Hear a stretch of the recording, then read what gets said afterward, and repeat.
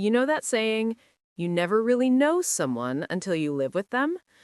Well, I learned that lesson the hardest way possible. My roommate wasn't just difficult, she was running a little scam behind my back. She started charging me rent for my boyfriend's toothbrush, literally. And as ridiculous as that sounds, it got worse. Way worse. Because behind those petty charges was a secret so twisted that it nearly destroyed our friendship and almost drained me financially. But in the end, let's just say karma has a funny way of showing up when you least expect it. So grab your coffee, settle in, because this is the story of how my roommate tried to turn love into rent money and how her scheme completely backfired. They say small apartments reveal the truth about people, what they eat at 2 a.m., how long they spend in the shower, whether they steal your oat milk when they think you're not looking. And for 8 months, my roommate Jenna and I had been navigating those truths in a cramped little studio apartment that barely had space for 2 beds, 1 couch, and an unspoken agreement to respect each other's corners of the room. It wasn't perfect, but it worked. At least that's what I thought.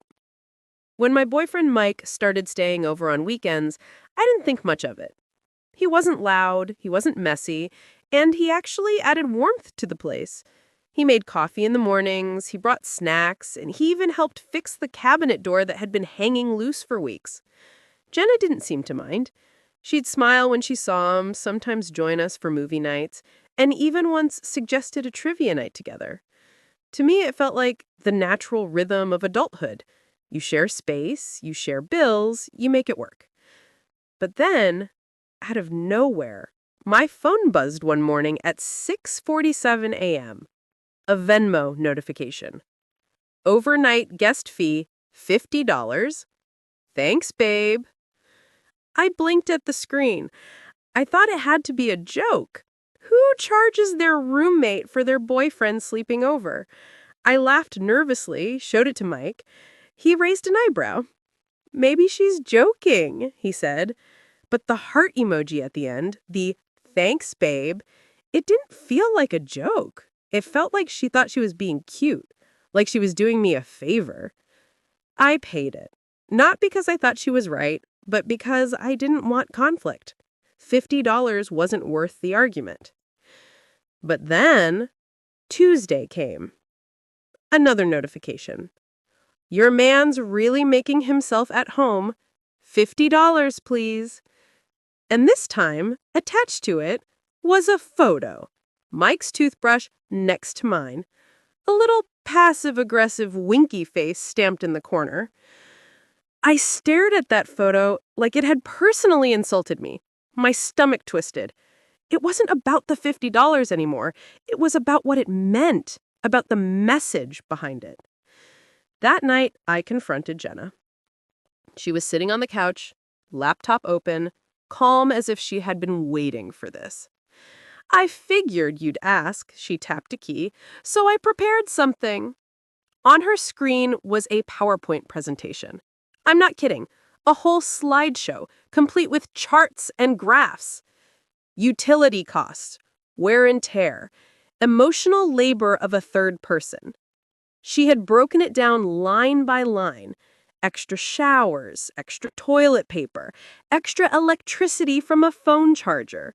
She even had a bullet point for mental energy of sharing space. It's just business, she said, like she was some Wall Street executive. And honestly, $50 a night is super reasonable for this neighborhood. I wanted to laugh. I wanted to scream. Instead, I reminded her that her boyfriend, Derek, excuse me, Derrick, as she called him, practically lived here. He showered in our bathroom every day. He left protein powder tubs all over the kitchen. He hogged the bathroom for 30-minute grooming sessions that left steam dripping from the mirror. He ate our groceries like the fridge was his. He even left shoes by the door. That's different, Jenna waved me off. Derek doesn't take up space like Mike does. He's more personal. I wanted to shout, "Are you delusional?" But instead, I let it go. I told myself it wasn't worth it. And so, for 3 weeks, I paid her ridiculous little fees.